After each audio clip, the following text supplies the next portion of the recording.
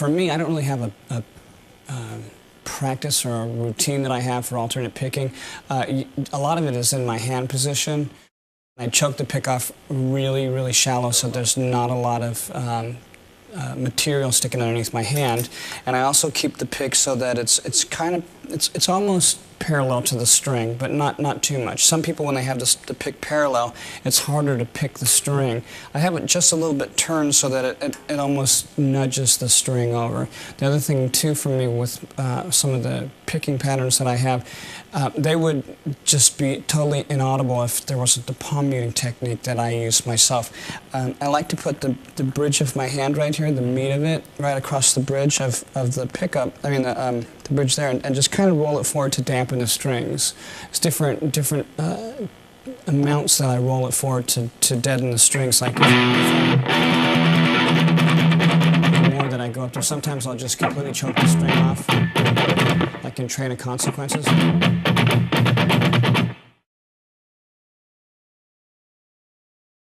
I can't start a pattern if there's 4 notes in there and I'm doing 3 notes and I want to down pick on the alternate where I'm going.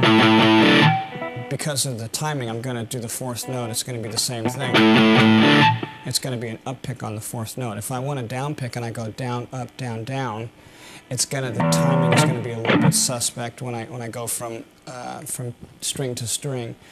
Sometimes I'll start with an up pick and then go down.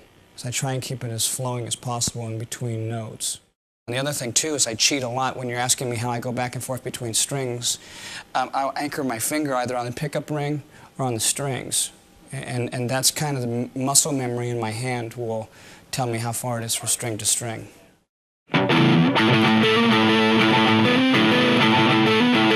Something like that.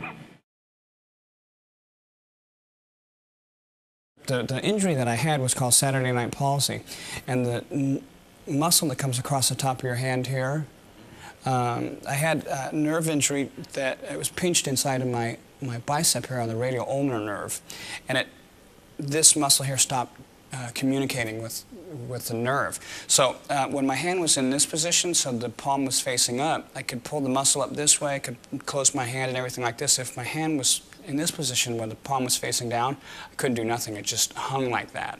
So because the guitar in this position, the palm is facing up, you would think that something could happen, and it was fine going this way, but when I had to pull my hand back down this way, I couldn't get the muscle to pull this way.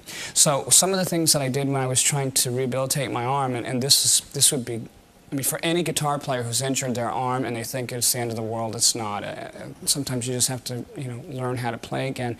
I did a lot of physical therapy, which is a lot of stretching exercises, a lot of gripping exercises, a weird wheel that they had. It was like a mesh thing, and you just do these gripping exercises. So having said that, as the muscle came back, I just started doing basic picking patterns, all the block-headed stuff you learn in the beginning. It was just stuff like that.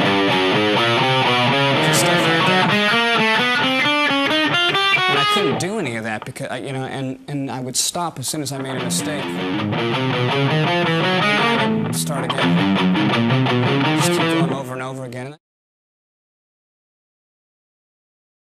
Some of the things that my teacher had showed me, the guy's name is Rick Flouting, and he's done some orchestration work with the London Philharmonic Orchestra. He's a jazz player and a classical player. He may not be, super renowned or anything like that, but for me, he was really good and had the right attitude. If I'm going to go and put myself in the hands of a teacher, I don't want to be with some guy that's going to show me something wrong in the first place. The thing for speeding up for me was pulling my fingers in this way and also not holding on here.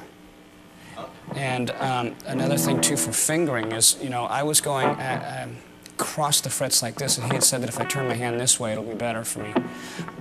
Because my guitar hangs really low, it's kind of hard to change that, but I try and do it as much as I can to discipline myself. When I was in Metallica, I had brought this riff to them that I had invented. And nobody had ever seen this before. It was called Spider Riff.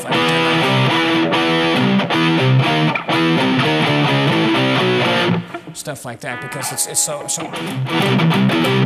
so much easier instead of going, because you're taking your fingers off the one string and going to the other string. There's going to be string noise. Also the timing. Basically, my style is I play a lot of pentatonic stuff, I guess that's what it's called. Just that old blues style, because that's basically what I learned. I think that's part of the pentatonic scale.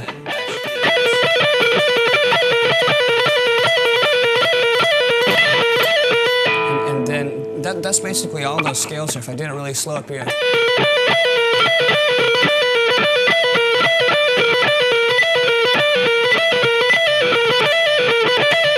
And then I do this weird thing where I kind of bar with my little finger. I go.